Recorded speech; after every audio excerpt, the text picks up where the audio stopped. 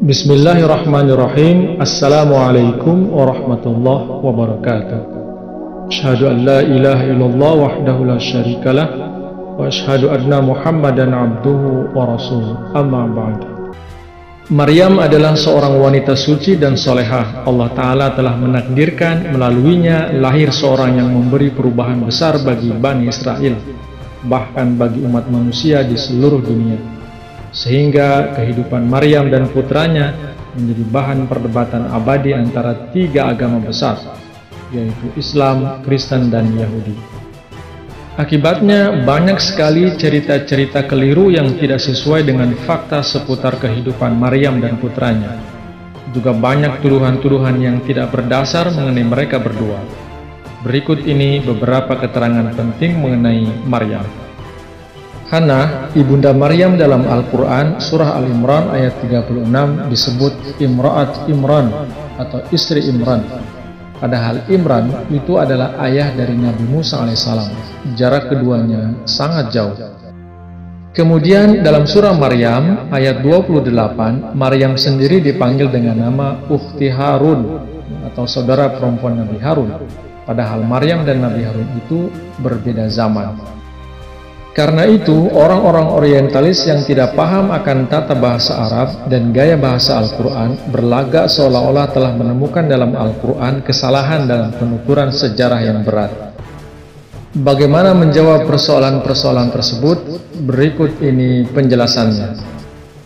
Pada hakikatnya, memang benar ada hadis yang mengatakan bahwa suami Hannah, yaitu ayah Maryam, dikenal dengan nama Imran yang mempunyai ayah, atau kakek Maryam bernama Yochim atau Yosim. Dengan demikian, Imran ini lain dari Imran ayah Nabi Musa. Sementara itu, ayah dari Imran, kakek Nabi Musa, adalah Kehat. Suami Hannah atau ayah dari Maryam juga disebut Yochim dalam kitab-kitab Kristen. Hendaknya jangan membingungkan, sebab Yochim itu sama dengan Yosim yang disebut Ibnu Jarir sebagai ayah Imran. Jadi maksudnya merupakan kebiasaan atau tradisi orang-orang Bani Israel memberikan nama kakeknya dan bukan nama bapaknya saat menyebutkan nama. Yang kedua, terdapat contoh-contoh dalam Bible tentang seseorang yang dikenal dengan dua nama. Misalnya Gideon disebut juga Yerubal. Maka tidak usah heran bila nama yang kedua untuk Yosim itu kebetulan Imran. Kemudian yang ketiga, seperti perseorangan keluarga-keluarga dalam tradisi Bani Israel juga kadang-kadang dikenal dengan nama leluhurnya yang terkemuka. Dalam Bible, nama Israel kadang-kadang dipakai untuk kaum Bani Israel dan Kedar untuk kaum Bani Ismail. Demikian pula Nabi Isa telah disebut anak Daud. Oleh karena itu, kata-kata Imra'at Imran atau istri Imran dapat pula diartikan Imra'at Ali Imran, ialah wanita dari keluarga Imran. Kata Ali atau keluarga itu dihilangkan oleh karena dekatnya penyebutan. Sebagai tambahan, Hannah merupakan saudara sepupu Elisabeth, ibunda Nabi Yahya, termasuk keluarga Nabi Harun alaihissalam. Dengan demikian, Hannah termasuk keluarga Imran. Masalah Maryam yang telah disebut sebagai saudara perempuan Nabi Harun dalam Al-Quran pernah ditanyakan ke hadapan Rasulullah SAW sendiri, dan beliau balik bertanya kepada si penanya itu, apakah kamu tidak mengetahui bahwa Bani Israel biasa menamakan anak-anak mereka menurut nama nabi-nabi dan wali-wali mereka? Terdapat dalam Ruhul Bayan jilid 6 dan Tafsir Quran Ibnu Jarir At-Tabari jilid 16. Ada sebuah riwayat yang menceritakan suatu peristiwa di mana ketika Rasulullah SAW mengutus seorang sahabat bernama Mughirah ke Najran, orang-orang Kristen setempat bertanya kepadanya, apakah Anda tidak membaca dalam Al-Quran bahwa Maryam disebut sebagai saudara perempuan Harun, sedang Anda tahu bahwa Nabi Isa dilahirkan lama sesudah Musa? Saya tak tahu jawabannya, kata Mughirah.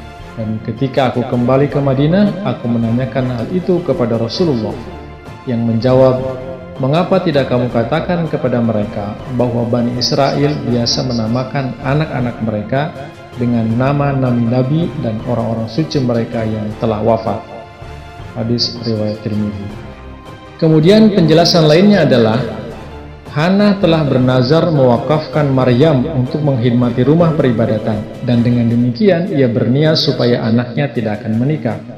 Hal demikian menunjukkan bahwa Maryam dimaksudkan supaya termasuk ke dalam golongan padri atau kependetaan. Itulah sebabnya mengapa dalam Al-Quran Maryam disebut saudara perempuan Nabi Harun dan bukan saudara perempuan Nabi Musa, meskipun keduanya saudara sekandung. Sebab sementara Nabi Musa itu mendirikan syariat Yahudi, Nabi Harun itu imam golongan kepadrian Yahudi. Jadi Maryam saudara Nabi Harun bukan dalam arti saudara kandung, melainkan karena Maryam seperti Nabi Harun berasal dari golongan kepadrian atau golongan ulama Yahudi. Berikutnya adalah cerita bagaimana Hana dikaruniai anak yang kemudian dipersembahkannya kepada rumah peribadatan. Pernikahan Hana dengan Yosim tidak kunjung dikaruniai keturunan. Mereka terus berdoa agar dikaruniai anak, sehingga Hana bernazar jikalau mereka mendapatkan anak, maka anak itu akan dipersembahkan pada Allah. Ya Tuhanku, sesungguhnya aku telah menazarkan kepada Engkau apa yang ada dalam kandunganku untuk berkhidmat, maka terimalah itu dariku. Sesungguhnya hanya Engkaulah yang maha mendengar, maha mengetahui. Surah Al-Imran ayat 35. Telah menjadi tradisi bagi kaum Bani Israel menyerahkan anak mereka untuk mengabdi kepada rumah peribadatan, dan selamanya mereka tidak kawin. Akhirnya Allah pun mengabulkan permohonan mereka. Hana hamil dan melahirkan. Ternyata anak yang dilahirkannya itu perempuan. Hana pun menjadi bingung. Katanya, "Ya Tuhanku, sesungguhnya yang kulahirkan itu seorang perempuan, dan Allah lebih mengetahui apa yang dilahirkannya. Dan anak lelaki itu tidak sama seperti anak perempuan. Dan bahwa aku menamainya Maryam, dan aku memohon dia dan keturunannya dalam perlindungan Engkau dari setan yang terkutuk." Hana telah berniat mewakafkan Maryam untuk berbakti kepada Allah. Beliau tentunya telah mengetahui bahwa anaknya tidak akan menikah seumur hidup. Jika demikian, maka apakah artinya memanjatkan doa untuk keturunan sang anak itu? Penjelasannya yang paling mungkin ialah bahwa Allah telah mengabarkan kepada beliau dalam sebuah kasyaf bahwa anak perempuan beliau itu akan tumbuh hingga dewasa dan akan mendapat seorang anak. Dan atas berita itu beliau mendoakan agar Maryam dan anaknya dikaruniai perlindungan ilahi. Tiada sesuatu yang luar biasa tentang doa Hana yang ingin agar Maryam serta keturunannya terpelihara dari pengaruh setan. Semua orang tua mendambakan hal seperti itu untuk anak-anak mereka, dan mendoa agar mereka itu dibesarkan untuk menempuh kehidupan yang baik lagi lurus. Selanjutnya, maka Tuhannya telah menerimanya dengan penerimaan yang baik, dan menumbuhkannya dengan pertumbuhan yang baik, dan menyerahkan pemeliharaannya kepada Zakaria. Setiap kali Zakaria datang menemuinya di mihrab, didapatinya ada rezeki padanya. Berkatalah ia, "Hai Maryam, dari manakah engkau dapat ini?" Jawabnya, "Itu dari sisi Allah. Sesungguhnya Allah memberi rezeki kepada siapa yang Dia kehendaki tanpa perhitungan." Al-Imran ayat 37. Jawaban Maryam yang menyebutkan rezeki itu berasal dari Allah bukan berarti makanan itu turun dari langit atau sesuatu yang ajaib. Rezeki atau makanan-makanan itu sebenarnya pemberian dari orang-orang yang berkunjung ke tempat itu untuk beribadah. Tiada yang luar biasa dari jawaban Maryam bahwa hadiah-hadiah itu dari Allah, sebab tiap-tiap barang baik yang datang kepada manusia sebenarnya berasal dari Allah, karena Allah itu Maha Pemberi. Kemudian, dan ingatlah ketika malaikat-malaikat berkata, "Hai Maryam, sesungguhnya Allah telah memilih engkau dan mensucikan engkau, dan telah memilih engkau di atas wanita-wanita semesta alam." Surah Al-Imran ayat 42. Dalam ayat ini, kata memilih dipakai dua kali. Di tempat pertama, kata itu digunakan mengenai Maryam tanpa menyebut orang lain siapapun, menunjukkan kedudukan mulia beliau secara mutlak. di mana beliau terpilih menjadi ibu dari Nabi Isa alaihissalam.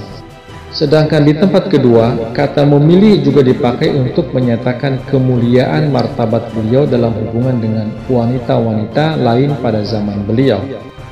Jadi ungkapan ala nisa'il alamin yang artinya di atas wanita-wanita semesta alam, di sini tidak ditujukan kepada wanita-wanita dari segala waktu dan zaman, melainkan khusus hanya kepada golongan wanita pada zaman Maryam saja. Maryam kemudian tumbuh dewasa dan menjadi seorang wanita yang soleha. Ia telah berketetapan hati tidak akan menikah dan memiliki anak. Ia ingin mengabdikan seluruh hidupnya untuk agama. Namun takdir berkata lain. Maryam hamil, yang anehnya ia hamil tanpa seorang suami. Apa yang sebenarnya terjadi dengan Maryam? Kenapa ia bisa hamil? Insya Allah jawabannya akan disampaikan di video berikutnya. Jazakumullah. Wassalamualaikum warahmatullahi wabarakatuh.